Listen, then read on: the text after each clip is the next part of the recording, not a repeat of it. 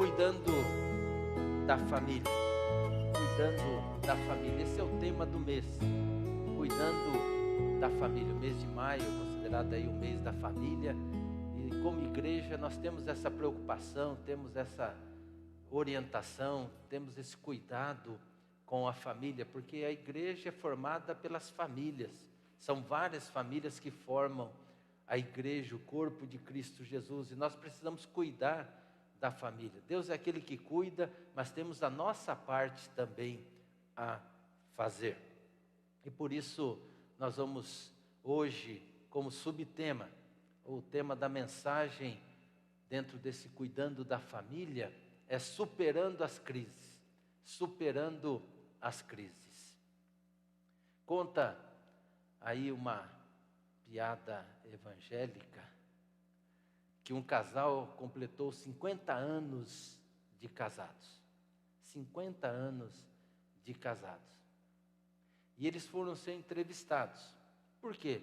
Porque nunca brigaram. Nunca haviam tido uma discussão, uma briga. E isso chamou a atenção, porque é comum, né, as brigas ou os desentendimentos dentro de um relacionamento.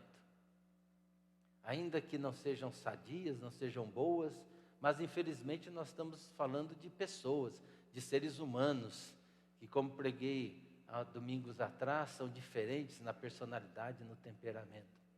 E essa família aqui, esse casal nunca tinha brigado, 50 anos. E foram então entrevistar, e entrevistaram a mulher. E perguntaram para ela, qual é o segredo, qual é a receita para que dentro de um casamento que completa 50 anos de vida, de caminhada, não brigue, não tenha essas discussões. E ela então contou que quando eles casaram, eles saíram para a lua de mel. E eles pegaram então a charrete e foram para o local onde eles teriam a sua noite de núpcias. E no caminho, né, o cavalo que estava conduzindo aquela charrete deu um tropeção ali. E aí o marido dela disse, Ela não entendeu, a viagem continuou. Daqui a pouco o cavalo dá outro tropeção e fala, 2. E ela continuou sem entender, a viagem continua. Aí quando deu o terceiro tropeção, o marido tirou a garrucha dele ali, né, e deu um tiro e matou o cavalo. E a mulher ficou espantada com aquilo, né, indo para a noite de núpcias, aconteceu uma violência daquela, ela diz, marido, você está louco? E ele olhou para ela e disse, Então eles nunca brigaram, né, nunca tiveram uma desavença, nunca tiveram uma discussão, né, por conta disso. Ou seja, só assim para não brigar, só assim para não ter esse desentendimento, né? Contei essa piada para dizer o seguinte, que não existe família sem problema. Não existe família que não passe por situações complicadas, não existe casais que num determinado momento não se desentendem, porque um pensa diferente diante de determinada, o outro pensa diferente diante de determinada situação e decisão a tomar. Todas as famílias, todos os casais, sem exceção, vivenciam em algum momento as suas crises. Deus nunca prometeu ao casal, à família, uma vida, e mesmo a vida, né, uma vida sem tempestades. Nós passamos por elas. Isto vale, portanto, para o casamento. Casamento perfeito não é uma vida em comum, sem problemas, mas é aquele que consegue conversar sobre os problemas sem brigar. Na Bíblia nós encontramos várias famílias relata ali, né, o relacionamento de várias famílias, de casais. Há um livro dedicado ao amor dentro do casamento, que é Cantares de Salomão. Para falar de uma família em especial, de uma família em particular. Uma família que vivenciou muitas crises, bota crise nisso, crises bravas mesmo, crises muito complicadas e de forma simultânea, uma atrás da outra, crises terríveis para destruir o lar. Aliás, dizem que a desgraça vem sempre uma atrás da outra, né? Vem tudo de uma vez. E essa família experimentou isso.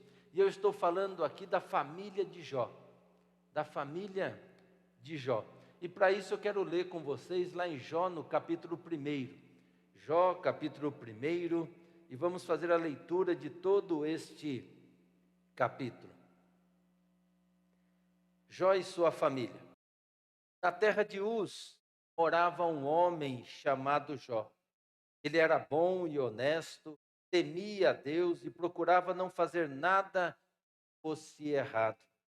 Jó tinha 7 filhos e 3 filhas, e era dono de 7.000 ovelhas, 3.000 camelos, 1.000 bois e 500 jumentas. Tinha também um grande número de escravos. Jó era o homem mais rico de todo o Oriente. Os filhos de Jó iam às casas uns dos outros e davam banquetes, cada um por sua vez. E as 3 irmãs eram convidadas para esses comes e bebes. Quando terminava uma rodada de banquetes, Jó se levantava de madrugada e oferecia sacrifício em favor de cada um dos seus filhos, para purificá-los.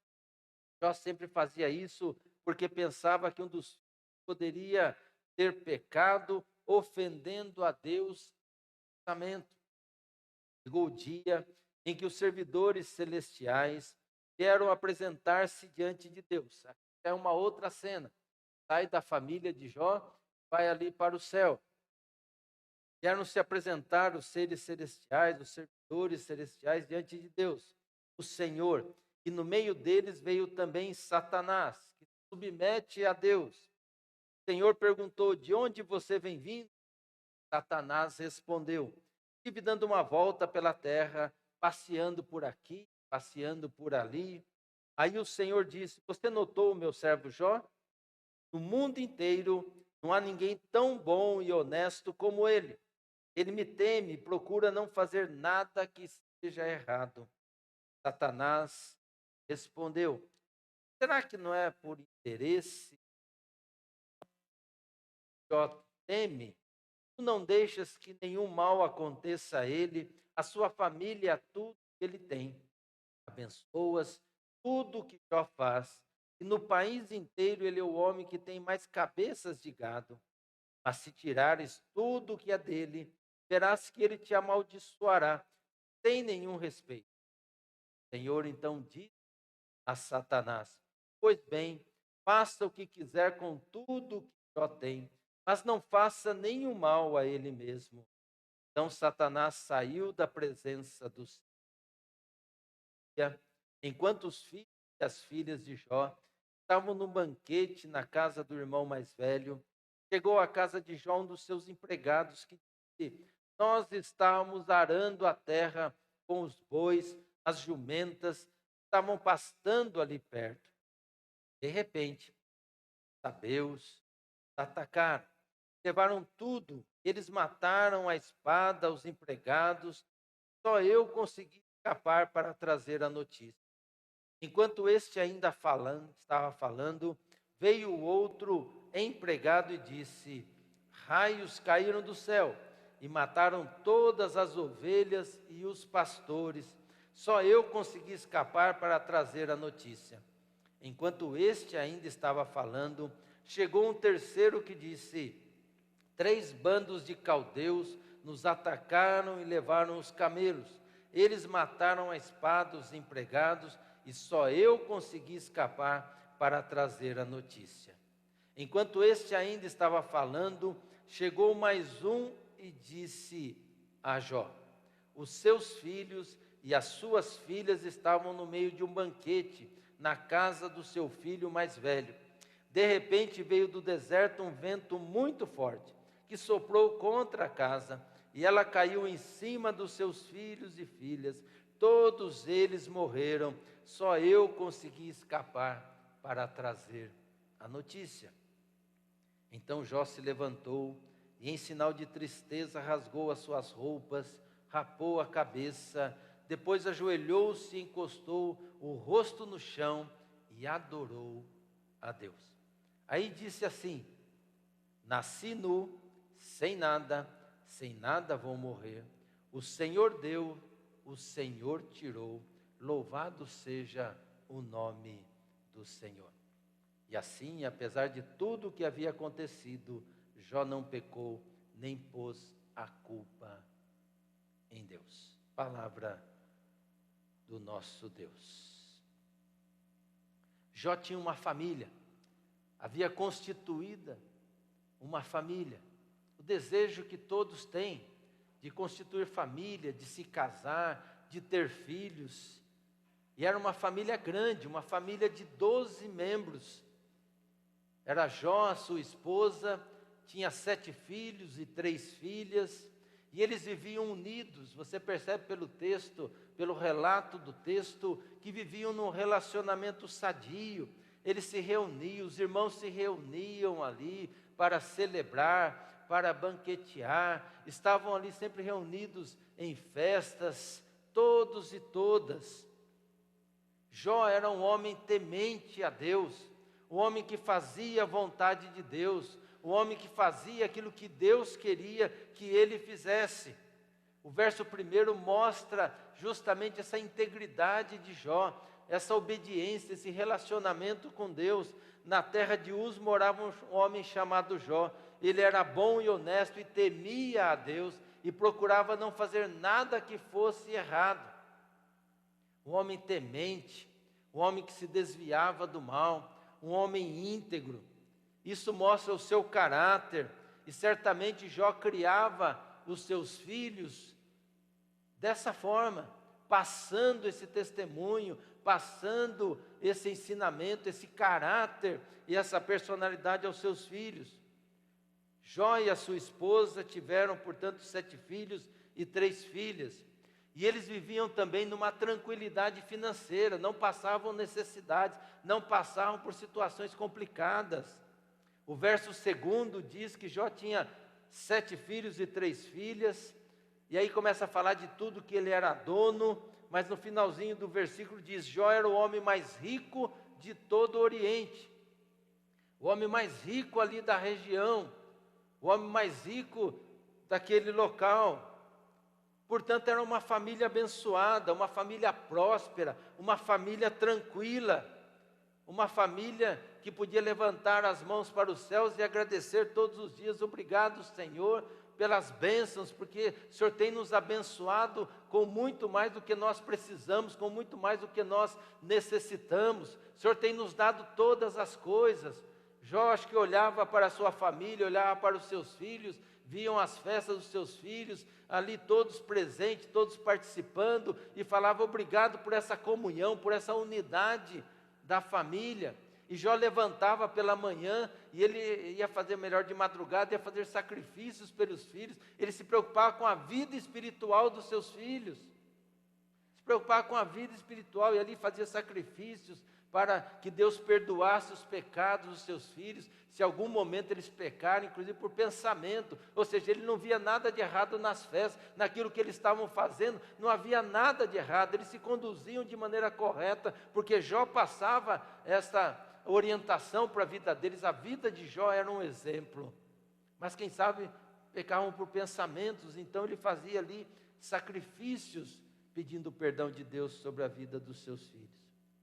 Mas tudo ia bem, até que a desgraça se abateu sobre a família. Porque não há família que não passe as suas crises, não há família que não passe pelas lutas. O inimigo atacou e atacou com tudo, para destruir aquilo que é mais precioso para nós depois da nossa salvação e o relacionamento com Deus, que é a nossa família. Sabemos que a intenção de Satanás era questionar a Deus sobre a fidelidade de Jó. Satanás acusava a Deus de subornar Jó, e por isso Jó era fiel, ou seja, ele recebia tudo, Deus o abençoava, Deus dava todas as coisas, ele era muito rico, tinha uma família ali abençoada, por isso que Jó era fiel, por isso que Jó era obediente, ou seja, Deus subornava Jó. Sabemos que o texto quer nos ensinar isso, mas nos mostra também o quanto a família é atacada. E Deus então autoriza o diabo a atacar a família de Jó. Como eu disse, tem algo que é preciosíssimo para nós, é a nossa família. E é ali na família que o diabo quer provar para Deus que Jó só era fiel porque Deus dava tudo. É justamente tocando na família que ele quer provar para Deus que Jó não era tão fiel assim. Mas Jó era ou tinha um relacionamento utilitário. Só era obediente a Deus porque Deus dava tudo para ele. Se tem uma família na Bíblia que viveu várias crises, e como disse, simultâneas, podemos dizer várias desgraças, literalmente desgraças, essa família foi a família de Jó. E eu quero aqui passar para vocês algumas crises, para você que está assistindo, participando, algumas crises da família de Jó, com o ataque de Satanás. Primeiro, a crise financeira. Jó era muito rico, mais rico de todo o Oriente, nada faltava para eles, possuíam ali muitos bens. E de repente, vem sobre eles uma tremenda crise financeira. Cai sobre a família ali uma crise financeira que leva a tudo, que arrasa com os seus bens, que arrasa com todo o dinheiro, com tudo aquilo que ele tinha e que trazia essa prosperidade. De uma hora para outra, Jó e a sua família perderam tudo. Parece aquele que aplicou tudo na bolsa de valores e cai a bolsa e perde tudo, quebrou a bolsa, perdeu tudo. O dinheiro esfarelou, sumiu. De um dia para o outro, Jó ficou pobre, ficou sem nada, não sobrou nada daquilo que Jó tinha. Eu não estou falando que sobrou ainda um carro, sobrou uma casa, tem muita gente que fica desempregado, mas tem ainda a casa, uma casa boa, tem essa coisa toda. Não sobrou nada de Jó. Se tem uma coisa que abala a família, é uma crise financeira. Isso abala a família. Isso abala.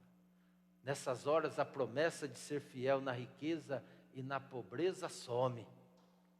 Palavras ditas ao vento. Numa sociedade capitalista, onde as pessoas vivem em função do dinheiro, ficar sem ele abala os relacionamentos. E muitos lares se desfazem por conta dessa crise. Em nossa sociedade de relacionamentos frágeis ou líquidos, como disse ou dizia o filósofo sociólogo Bauman, parece que o que sustenta o lar, a família, o casamento, é o dinheiro e não o amor. Pois bem, a família de Jó caiu em desgraça financeira. Do verso 14 ao 17 mostra um abismo chamando outro abismo.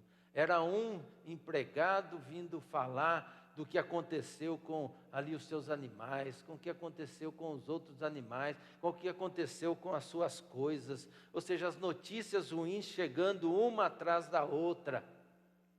Jó e sua família perderam tudo. Crise financeira. Mas também houve a crise pela perda dos filhos. Do verso 18 e 19 diz assim: enquanto este ainda estava falando, chegou mais um. Depois de ter relatado, vários chegaram, 3 chegaram ali, relatando toda a desgraça financeira, perderam tudo. E agora chega mais um e traz aquela notícia fatal, aquela notícia que com certeza foi a pior de todas naquele dia. Não há notícia pior do que essa, a morte dos filhos. E diz que chegou e disse: os seus filhos, suas filhas estavam no meio de um banquete, na casa do seu filho mais velho. Saíram para passear, saíram para estarem juntos. E de repente veio do deserto um vento forte, soprou contra a casa e ela caiu, as paredes caíram, tudo ali, e todos eles morreram. Fico pensando ali, o coração de Jó apertado, o coração de Jó ali sofrendo, sangrando, ouvindo aquela notícia. Imagine, se é que é possível imaginar o velório de Jó, a sua esposa velando ali os seus filhos. Num dia estavam seus filhos e filhas reunidas, se divertindo, se alegrando, saíram para passear, estavam ali em comunhão, naquela coisa gostosa, e vem essa desgraça. No outro dia, 10 caixões enfileirados. 10 caixões. Eu falei aqui que a gente não pode normalizar aí a morte, ou naturalizar a morte, porque ela não é normal. Não é normal. A morte sempre é um absurdo. Já preguei sobre isso, sempre vou falar. É sempre um absurdo, uma violência, uma afronta, uma usurpação ao projeto de Deus, que é a vida. E Jó e a sua esposa vivenciaram isso. Se tem uma coisa que dilacera o coração de um pai, que dilacera o coração de uma mãe, é a morte do seu filho ou da sua filha. Costumamos dizer, mexe comigo, mas não mexe com os meus filhos. Não é assim? Mexe comigo, mas não mexe com os meus filhos. Muitos lares ou muitos casamentos não resistem à morte de um filho. Especialmente os casamentos construídos em torno dos filhos. Muitos casamentos se desfazem quando os filhos casam. Imagine perdê-los numa tragédia. Sabemos que os filhos não são nossos. Sabemos que são de Deus, que é um presente dado a nós. Mas Deus nos capacita para amá-los e cuidar deles intensamente. Damos a nossa vida pelos nossos filhos e filhas. Por isso, perdê-los nunca vai ser algo natural. O natural é os filhos enterrarem os pais e não o contrário. Jó e a sua esposa passaram por essa catástrofe, a perda de todos os filhos de uma só vez. Quando acontecem as tragédias em muitas cidades, fazem aqueles velórios coletivos, a gente vê pela televisão ali a dor, o sofrimento das famílias velando ali os seus entes queridos.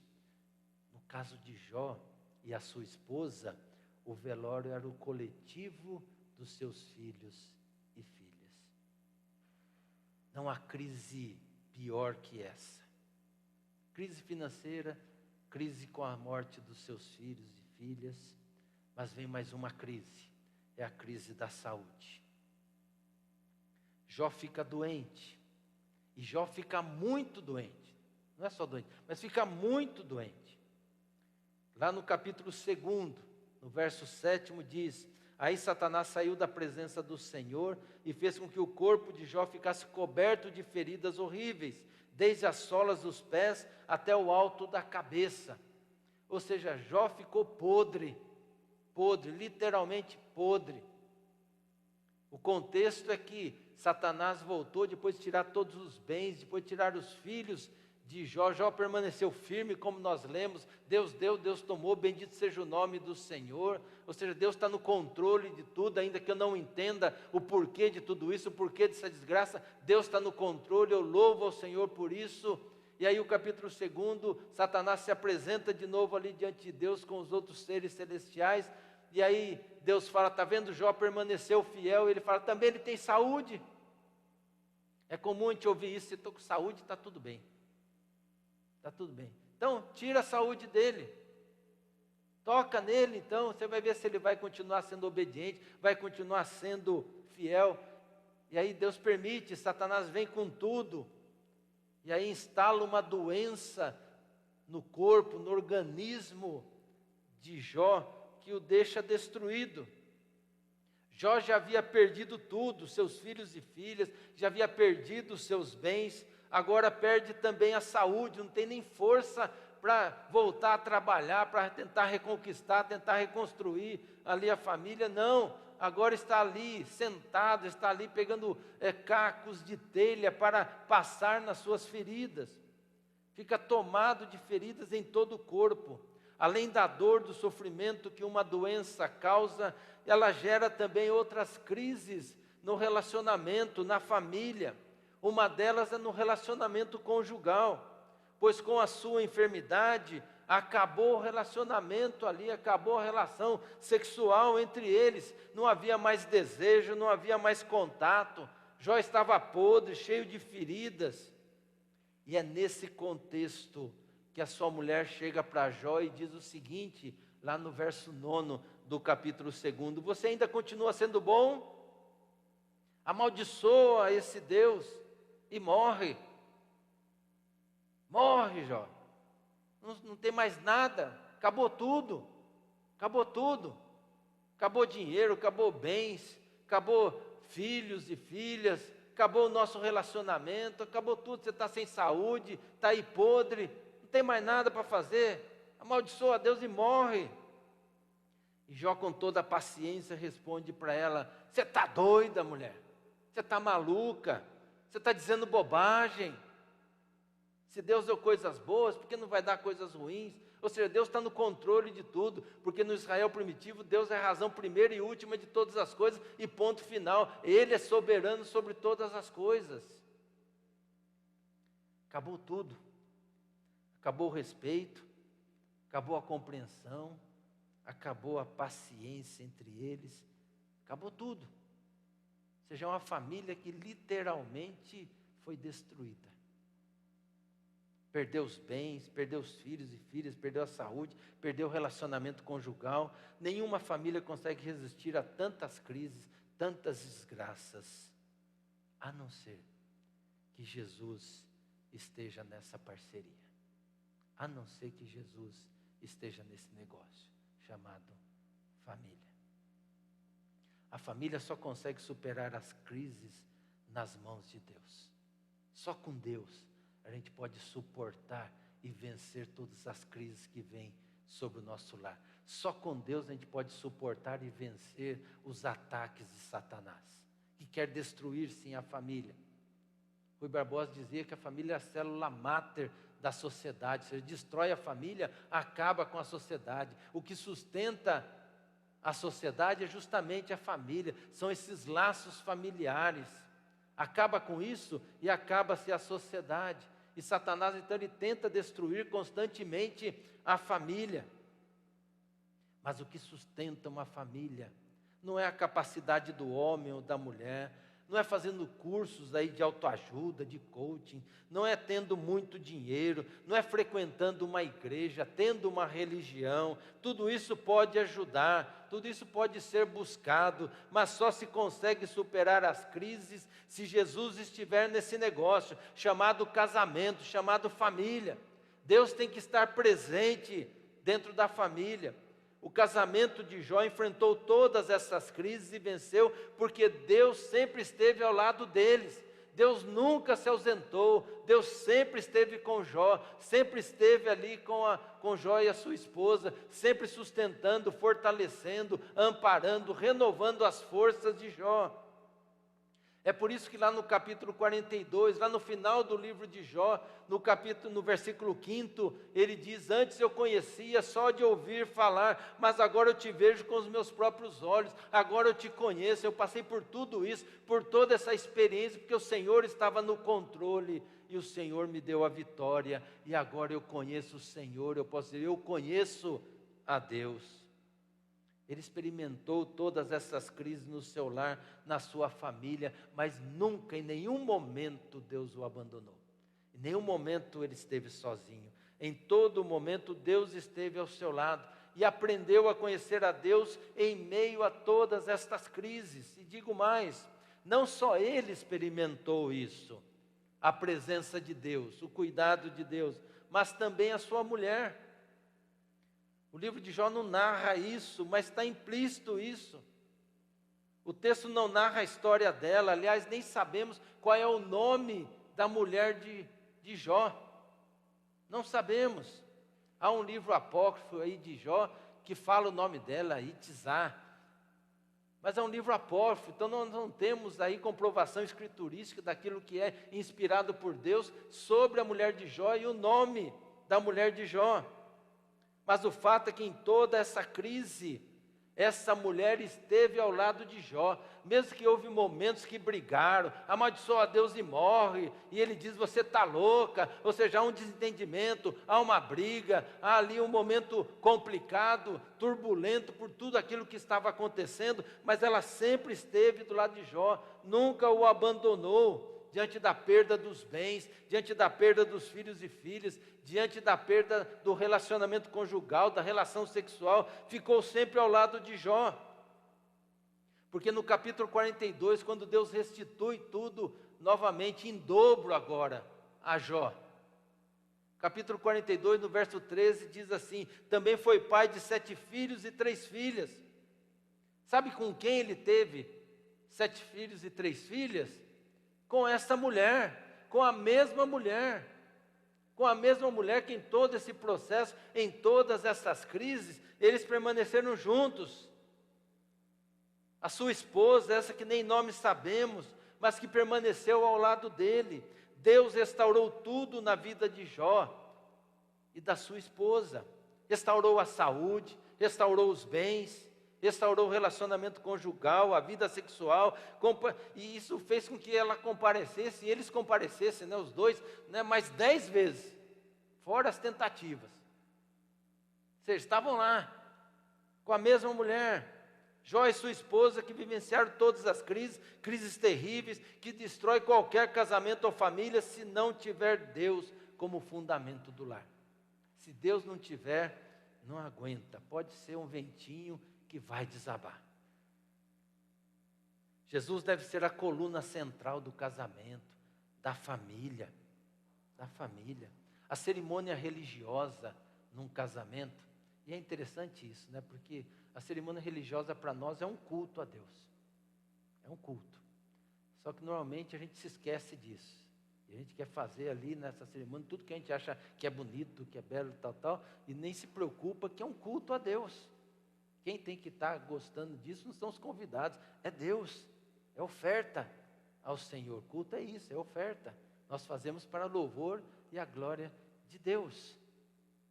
E ali a gente pede a bênção de Deus sobre o lar. E há o compromisso que é firmado de estarem juntos ali. E Deus sempre presente no lar. E ter Jesus na família como centro do lar significa obedecer a tudo aquilo que Ele mandar fazer.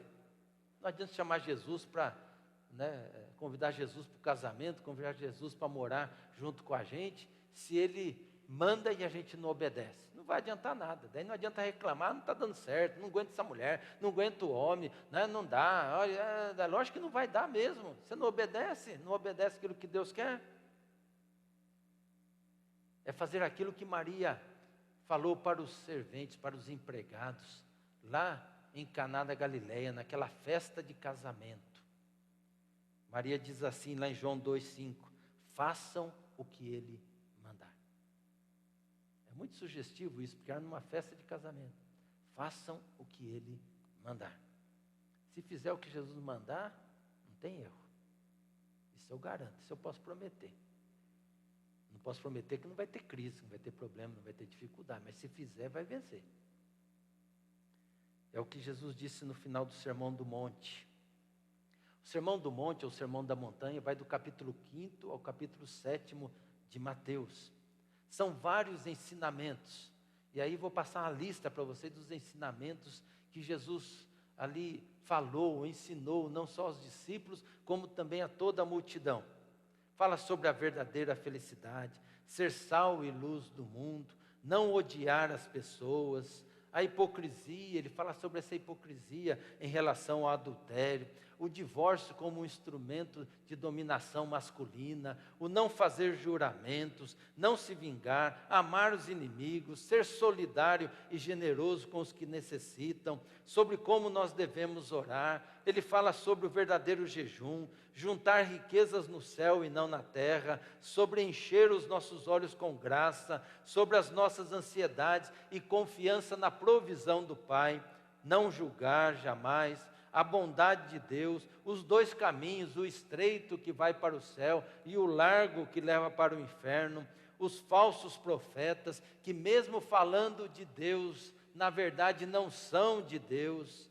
E aí ele conclui todos esses ensinamentos que ele passou com a seguinte frase. Mateus 7, 24 a 27. Quem ouve esses meus ensinamentos e vive de acordo com eles, é como o homem sábio que construiu a sua casa na rocha. Caiu a chuva, vieram as enchentes, e o vento soprou com força contra aquela casa, porém ela não caiu porque havia sido construída na rocha. Quem ouve esses meus ensinamentos e não vive de acordo com eles, é como o homem sem juízo, que construiu a sua casa na areia.